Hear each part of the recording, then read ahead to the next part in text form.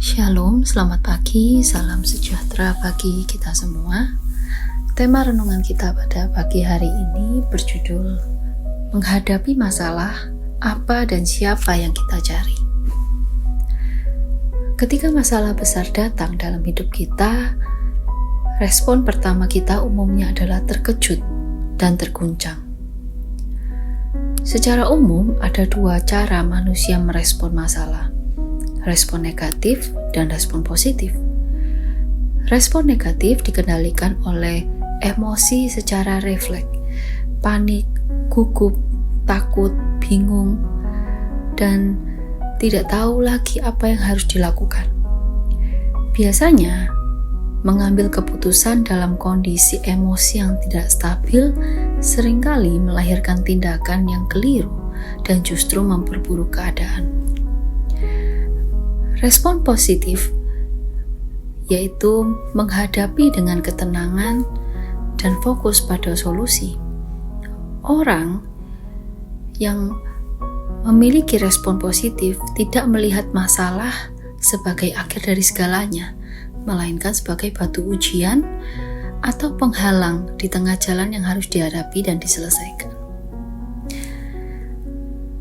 Hal apa yang kita lakukan saat menghadapi masalah? Yang pertama adalah mencari kambing hitam. Kambing hitam artinya orang, keadaan, benda, bahkan Tuhan yang dianggap bersalah dan bertanggung jawab atas masalah yang terjadi. Mencari kambing hitam ini adalah sebuah respon yang keliru, dan ini adalah kelemahan tertua manusia. Sejak di Taman Eden, ketika manusia jatuh dalam dosa, mereka langsung saling menyalahkan. Adam menyalahkan Hawa, sementara Hawa menyalahkan ular. Mencari kambing hitam merupakan bentuk mekanisme pertahanan diri yang negatif untuk melindungi ego dan emosi pribadi. Tujuannya adalah untuk menghindari rasa bersalah, melarikan diri dari konsekuensi serta tanggung jawab, dan melimpahkannya kepada orang lain. Mencari kambing hitam adalah solusi instan yang menipu karena masalahnya mungkin terasa selesai.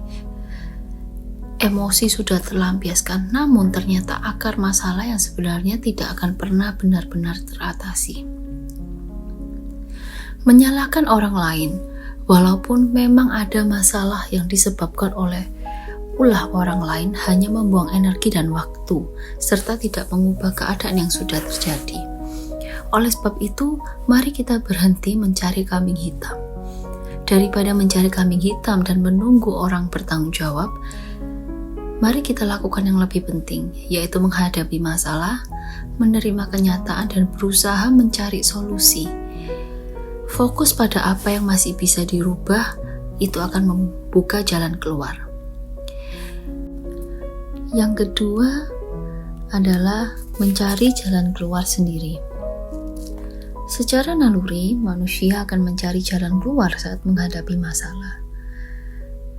Ada beberapa solusi yang biasa diambil orang saat menghadapi masalah, yang ternyata seringkali keliru dan berbahaya.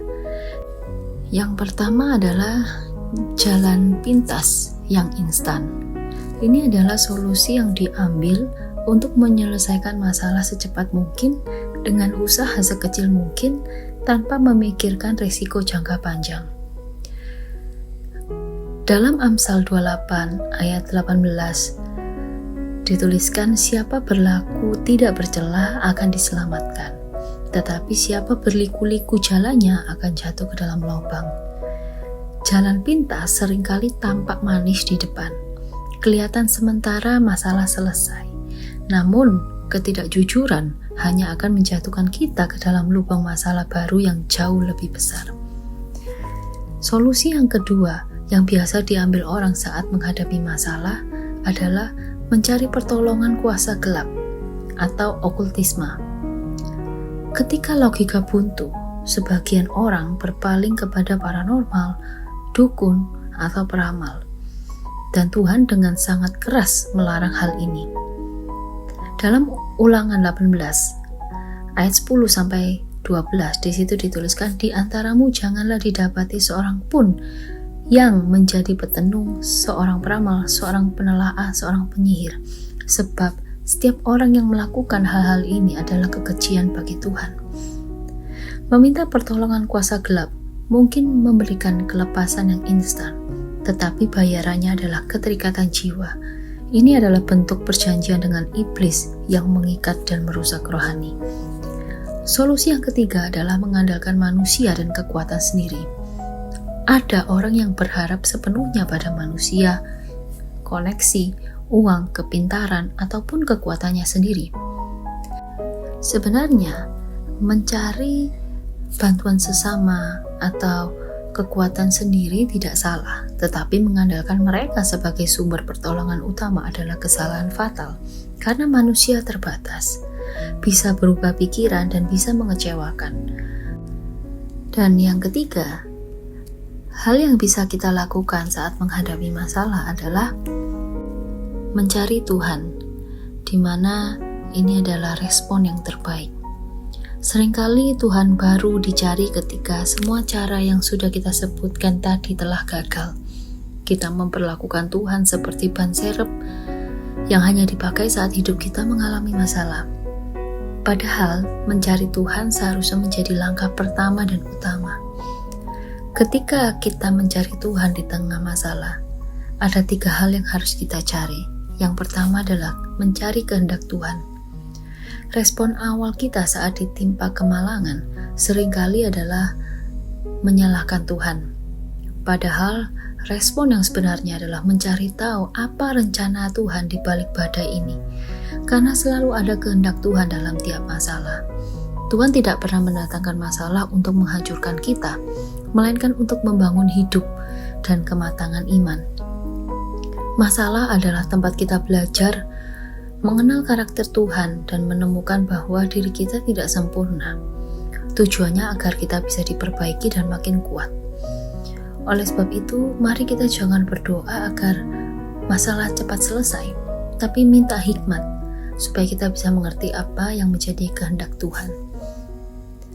Yang kedua adalah selain mencari kehendak Tuhan adalah mencari hikmat Tuhan. Di tengah badai, pikiran kita seringkali menjadi kabur. Itulah mengapa kita membutuhkan hikmat dari Tuhan agar tidak salah melangkah. Hikmat bukanlah pengetahuan akademis atau kecerdasan otak kita, melainkan kemampuan yang berasal dari Tuhan untuk memahami situasi, melihat jalan keluar yang kudus, serta mengambil keputusan yang tepat di waktu yang tepat. Jangan hanya meminta masalahnya diangkat, mintalah hikmat untuk melaluinya. Dan yang ketiga adalah mari kita mencari pribadi Tuhan. Mazmur 34 ayat 5 menuliskan, "Aku telah mencari Tuhan, lalu Ia menjawab aku dan melepaskan aku dari segala kegentaranku." Daud dalam ketakutannya mencari Tuhan, dan Tuhan menjawab dia dan melepaskannya dari ketakutan. Artinya ada interaksi atau persekutuan antara Daud dan Tuhan.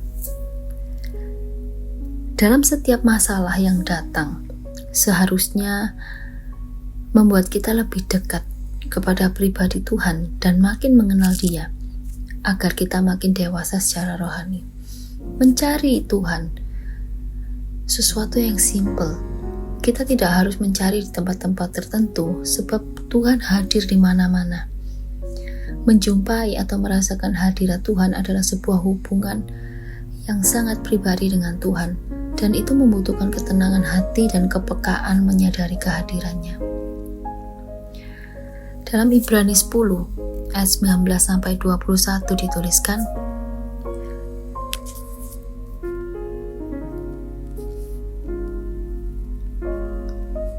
"Jadi saudara-saudara, oleh darah Yesus, kita sekarang penuh keberanian dapat masuk ke dalam tempat kudus, karena Ia telah membuka jalan yang baru dan yang hidup bagi kita melalui tabir, yaitu dirinya sendiri, dan kita mempunyai seorang imam besar sebagai kepala rumah Allah." Pintu kepada Tuhan sudah dibuka oleh darahnya. Masalah adalah bagian dari perjalanan hidup manusia. Namun, berat atau ringannya suatu masalah seringkali bukan ditentukan oleh besar kecilnya masalah itu. melainkan oleh siapa yang kita cari saat masalah itu datang.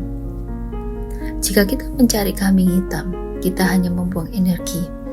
Jika kita mencari jalan pintas atau kuasa gelap, kita sedang menggali lubang yang lebih dalam. Jika kita hanya mengandalkan kekuatan manusia, kita sedang bersiap untuk kecewa. Mari kita mencari pribadi Tuhan.